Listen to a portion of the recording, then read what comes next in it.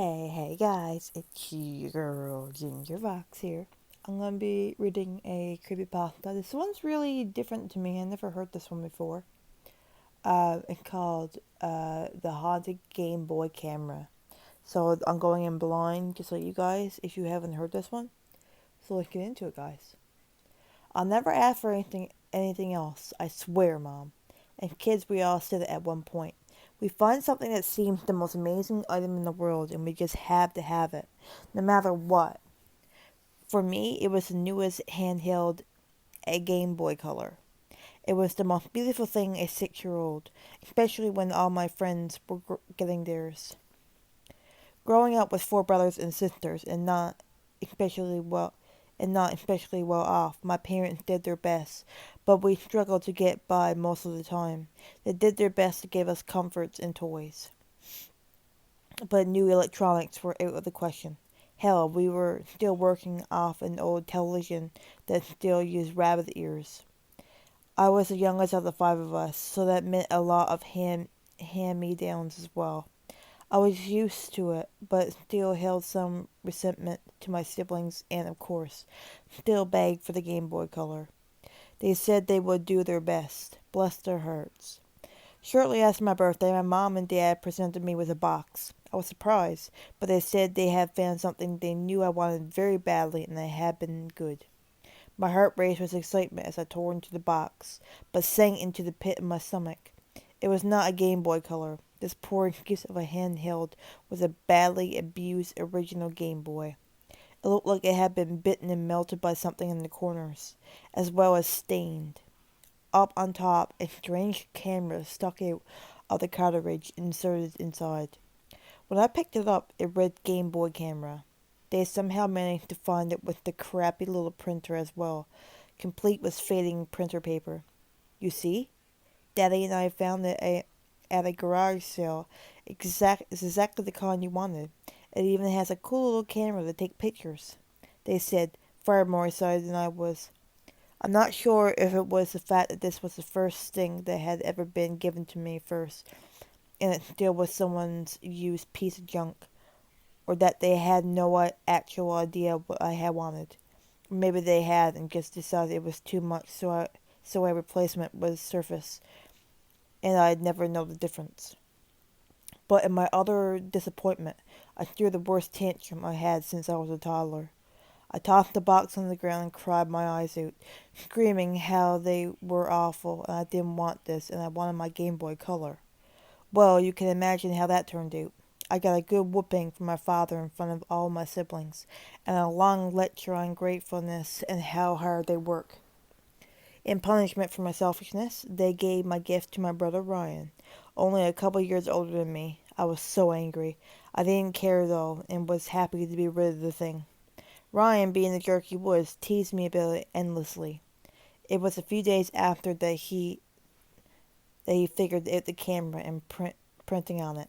He would tease me from his room, talk about how he got to play with the cool system, and I was too little and bratty to ever touch it.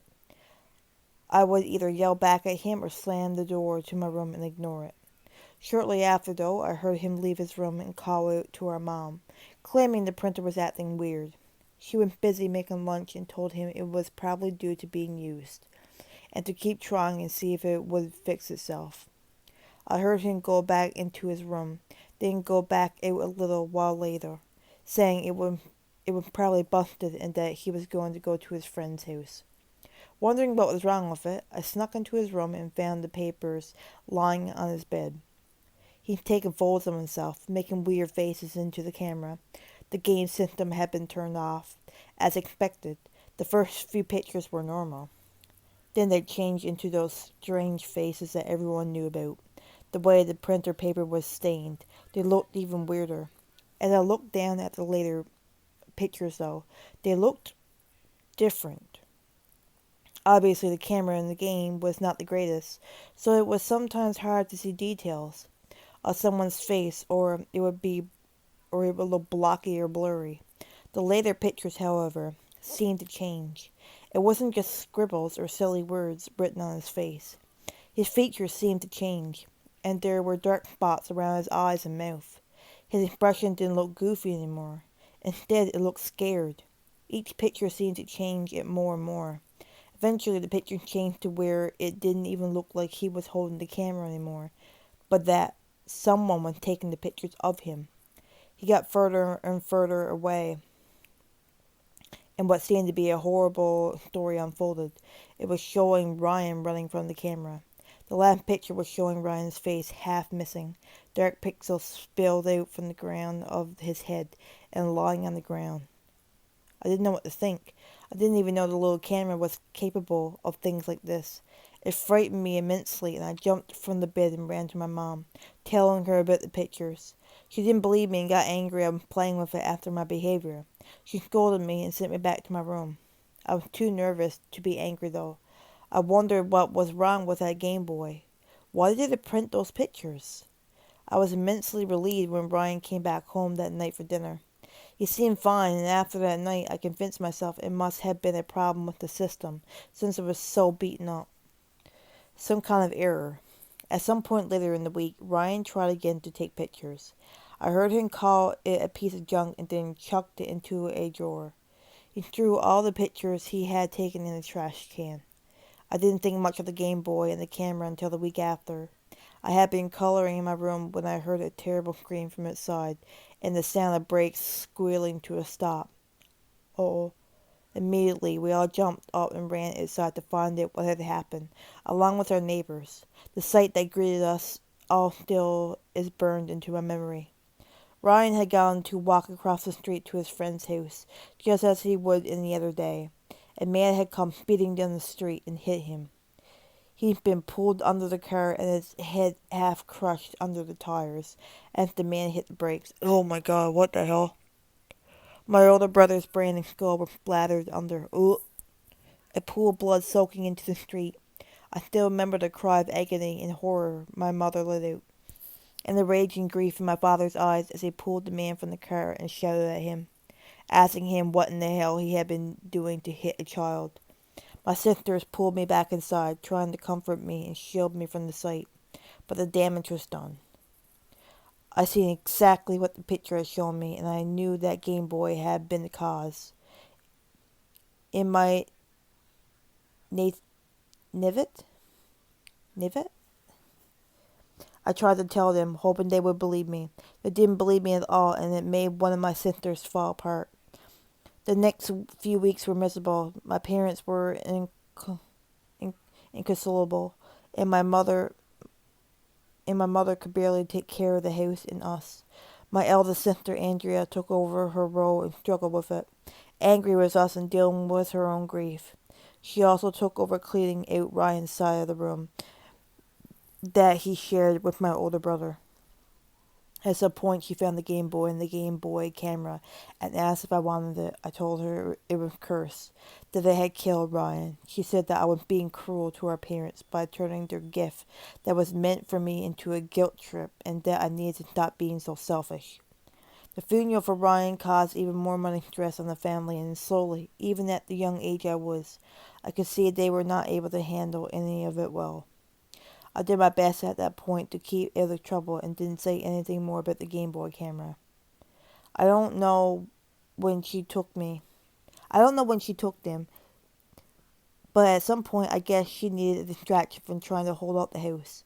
I went into my sister's room to find a missing sock and thought maybe it had landed into their clothing. Her trash can had the same printer paper in it. An ice cold sweat came over my body when I realized. I couldn't stop myself. I reached in and looked at the pictures. They were the same. Andrea's face was slowly transforming into looks of horror and fear before showing her in a ghastly and terrifying position that I could only assume was a clue to how she would die. In the ending pictures, her face was barely recognizable and her skin was black. I was definitely sure now. This thing had to be destroyed. I thought to myself that maybe if I could destroy it, I could save my sister from the same fate. I tore her room apart searching for the Game Boy. Eventually, I found it in the printer. As I held it in my hand, something chilling happened. It turned on. The screen flashed the logo before it began to make noises and music. Sorry. The sound was wrong, as though it were being played backwards. It had been looking straight. I had been looking straight at it, and suddenly my face appeared on the screen. It began to print. In my panicked state, I went to shut it off, but found the bottom was down already. It should not have been running. I then proceeded to rip the printer paper out, and the game out of the system. The Game Boy began to spark in error while the printer spewed out ink all over Andrea's bed. I felt it heat up in my hands and dropped it, watching the screen begin to smoke and the sparks fly out from both the Game Boy and the printer. After a minute or two, it seemed to die. Needless to say, I got in major trouble when my sister came home and found her bedsheet stained with ink and the system broken. My parents were furious and forbid me from going out with friends at all, as well as no TV. I was now considered very irresponsible and not allowed to touch any of my siblings' things. It didn't matter though. I had saved her from a horrible fate, and the cursed system was gone. Or so I thought. I think back and realize that of everything I did, the thing that may have saved me was not letting the printer finish. 6 months later, my sister was killed when she was driving home and slipped on something in the road, crashing her car and being trapped inside as it caught fire. When the police came to my parents, they had told them that she was burned beyond recognition, and the only reason they knew it was her because she was driving my dad's car. I couldn't save her. I didn't dare tell my parents about the pictures. I don't think they would have believed me anyway. Years have passed and we've grown up. My parents never really recovered from Brian and Andrea's deaths, and they have struggled immensely. The three of us take care of them now, though we still have the old rabbit ears television for comfort's sake. There's still one thought that haunts me though and makes it hard to sleep at night. I never found out what they did with the broken Game Boy, the camera and printer. I pray to God every night that the damn thing made its way into some kind of trash compactor or entangled with the plastic floating in the ocean. I fear that they still wanted it to have used and donated it, or sold it for parts. And someone, somewhere, is repairing it and putting in new paper, and they will see what it was trying to print on me. Oh my god, that was horrible. Can you imagine? I hope you guys enjoyed that story, guys. As always, stay safe and take care. Bye bye.